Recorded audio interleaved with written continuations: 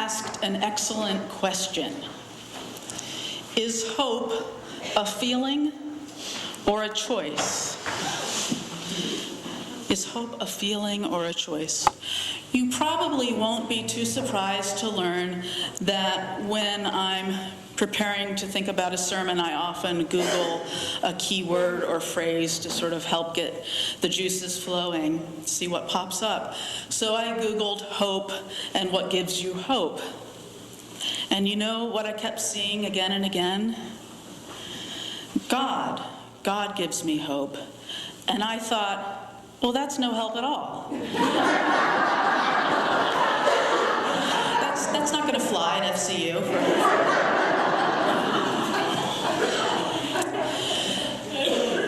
We usually think of hope as an optimistic belief that the future will be better, that the future will be good. So we often define hope as a kind of profoundly wishful thinking. But I once heard a slightly different definition that helped me think about hope. I once heard hope described not as a wish and not even quite as a belief, but hope as more like a kind of a faith that the future will be better in spite of evidence or lack thereof. But if you don't believe in a God, or at least not in a personified God that has a plan for your life or for the world, then what would give you the faith that the future will be better? If hope is like a faith, is it sort of something that overcomes you? Is it sort of like being possessed by hope?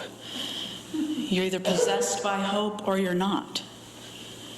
Which kind of makes me think about how when people do evil, sometimes it almost seems like they were overcome or possessed by evil, as though it's not a choice. Is that what happens with faith? With hope or faith. Does it just possess you, even beyond your choice? Interestingly enough, in Greek mythology, there is actually a connection between hope and evil. I don't know if any of you are familiar with the story of Pandora's box. It turns out it was actually a jar. I don't know how it became box for us. But in any case, the story goes like this. Zeus, who's the head of the Greek gods, gives Pandora a lovely jar, and this jar is her wedding gift. And inside this jar are all the possible evils. Great wedding gift, right? A jar full of evil. And of course, the jar comes with instructions that say it should not be opened under any circumstances. So naturally, when you're told not to open something under any circumstances, what do? Curiosity got the better of Pandora, and she opens the jar, and lo and behold, all of the evil goes out into the world. So this is an early explanation of why there is evil in the world. It's all Pandora's fault. And you thought it was that other woman.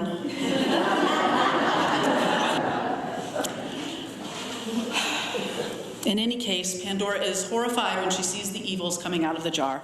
So she hurries to put the lid back on, just in time to trap one thing in there. And what's the one thing she traps in the jar? Hope. Which is kind of strange.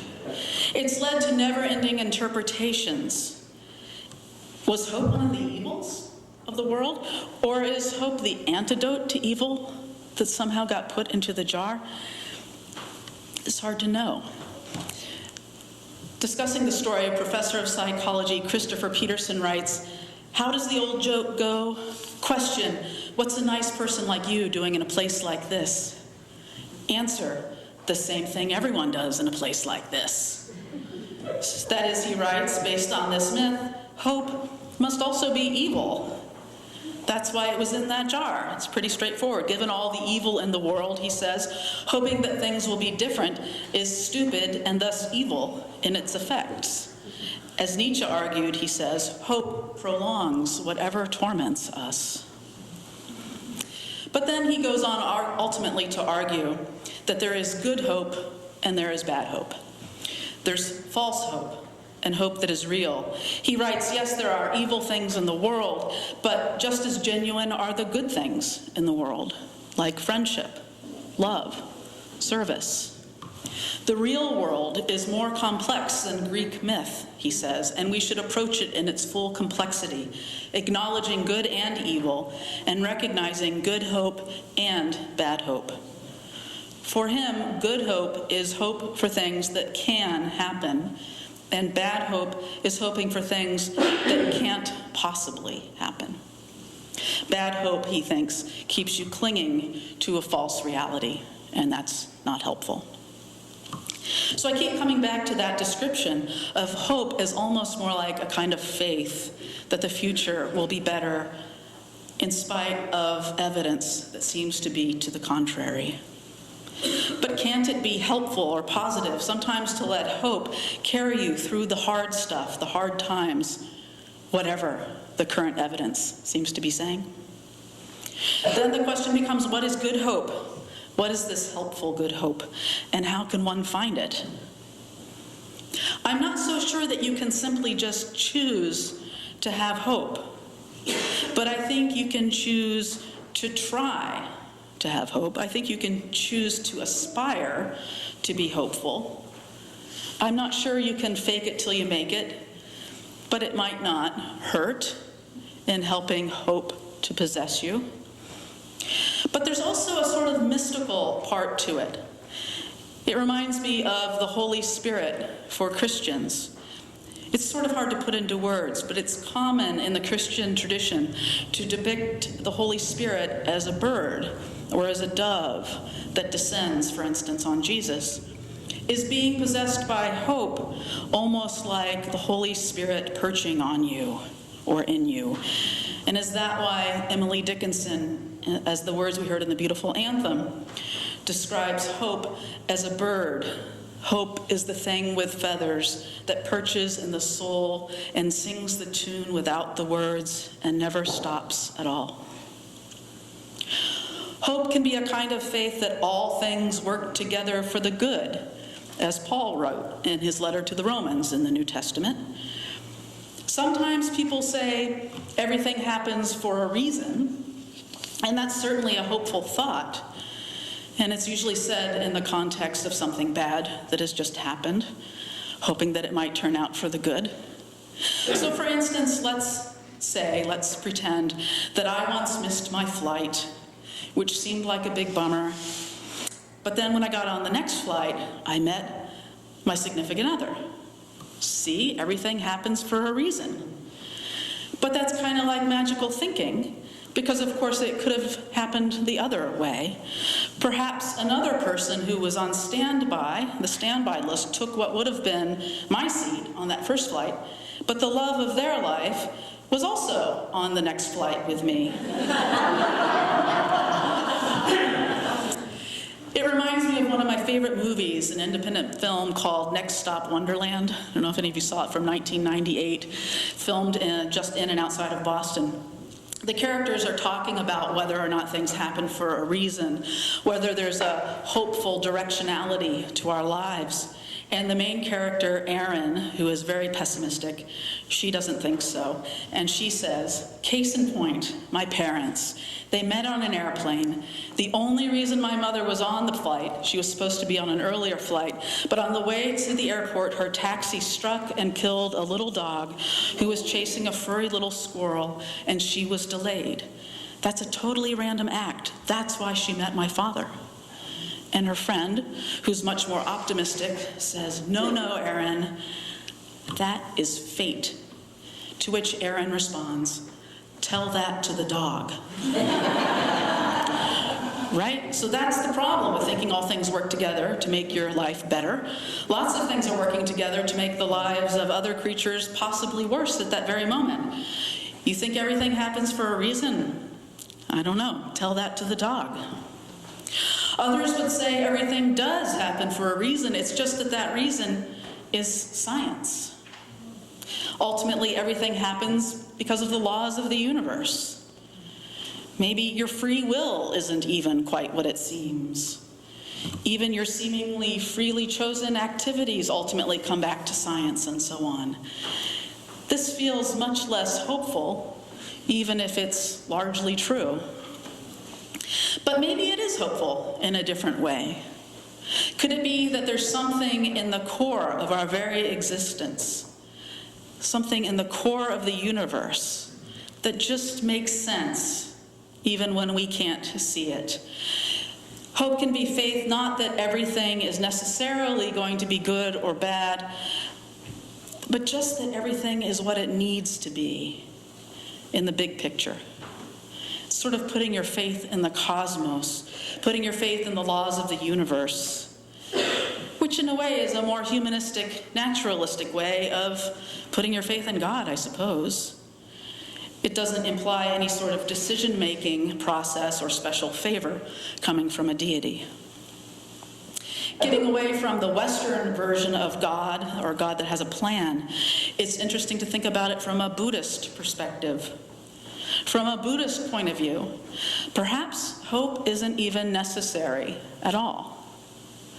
If you are fully mindful, fully in the present moment, you are just where you need to be. Hope is really more about the future, and Buddhism is all about now, the present. But it's a different kind of hopefulness, being right in the moment, trusting that it's right where you need to be. It's also a kind of acceptance of things the way they come, regardless of whether or not they are what you would choose. There's no clinging to a particular outcome. There's no attachment to a particular outcome in Buddhism. Relative to Western traditions, Eastern religious traditions seem to be able to accept negative things, even catastrophes, with equanimity. Now, if I think of the Christian tradition, some progressive Christians will talk about the traditional Trinity, Father, Son, and Holy Spirit, and they'll rework it into Creator, Redeemer, Sustainer. Compare this to the traditional Hindu concept of the Trimurti, which sometimes Westerners call the Hindu Trinity. These are the primary avatars of God in Hinduism. You have Brahma, Vishnu, and Shiva, which can be thought of as creator, preserver, destroyer. So notice that both Christianity and Hinduism have a creator and a sustainer, or preserver. But the Western Trinity has a redeemer, whereas the Eastern Trinity has a destroyer. So in Hinduism, sometimes you just need to destroy something and start from scratch. Actually, Christian Thoughts has a somewhat similar idea at Easter. Death can lead to new life. Maybe death is even necessary for new life. There can be hope even in destruction, even in catastrophe. Many cosmologists now think that it was a catastrophe that led to all life on Earth. There are a few different variations on the theory, but the basic idea was that originally Earth, or proto-Earth, was rotating very fast, and it was hit by a huge body, planet-sized body, and that this broke off a big chunk of stuff from proto-Earth, and eventually that formed into what is now our moon, which is much larger relative to Earth than the other moons we see in our solar system. And because it's such a big moon, it pulls on us significantly, and it slowed down the Earth going round and round. That led to longer days that they think were more conducive to life. And it certainly led to the tides, which they think are partly what churned up the stuff that turned into life. And so, if it weren't for that catastrophe, maybe no life would be here at all. Dr. Robin Canup is an astrophysicist who helped to come up with some of the variations on that theory. And she says, a catastrophe is always, in some respects, a new beginning. And in the big picture, this seems to be true. A catastrophe is always, in some respects, a new beginning. Even the Big Bang was a catastrophe, after all.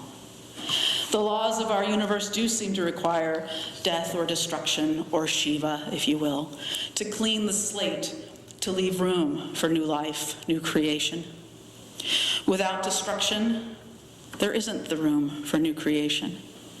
Or take a Taoist perspective that says every beginning contains the seed of its own ending, but every ending also contains the seed of a new beginning. In this, I find hope. Is that like finding hope in God? I suppose if you allow for semantics and translations. Sort of. How about that? So that's a big picture cosmic hope, which is something that on a good day perches its feathery self in my soul and sings. On a good day, I can feel that, and it gives me a sense of well-being. But then there are, for everyone, those bad days. You hear some really disheartening news in your own life, or disheartening news about what human beings are doing to each other, or other creatures, or the planet. And it's hard to have that hopeful feeling. But you know, we're not really meant to sit around feeling hopeful any more than we're meant to sit around feeling hopeless. We're supposed to do what we can to act in the world. We're supposed to create beauty and make the world better. And so when I don't have the hopeful feeling, and I can't necessarily choose to have it, I can choose to do something hopeful. I can choose to do something toward creating beauty in the world, or toward creating a better world with more justice and more love in it.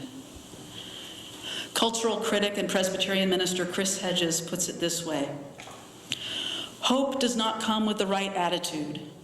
Hope is not about peace of mind. Hope is an action. Hope is doing something. Hope knows that an injustice visited on our neighbor is an injustice visited on us, and hope posits that people are drawn to the good by the good. This is the secret of hope's power, he says. Anything that seeks to draw the good to the good also nourishes our souls and holds out the possibility that we can touch and transform the souls of others.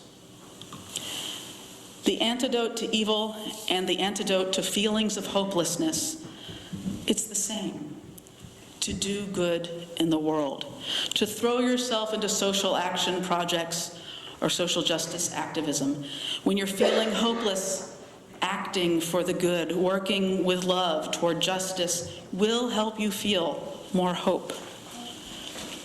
As Miguel de Unamuno wrote in the poem excerpts that was shared in the installation service a couple of weeks ago, throw yourself like seed as you walk. This is how we find hope, through the good work. It's how you find hope and hold on to hope. You act. To quote Martin Luther King Jr., we must accept finite disappointment, but never lose infinite hope. To paraphrase him, our hopeful acts can help the long arc of the moral universe bend toward justice. May it be so. Blessed be, and amen.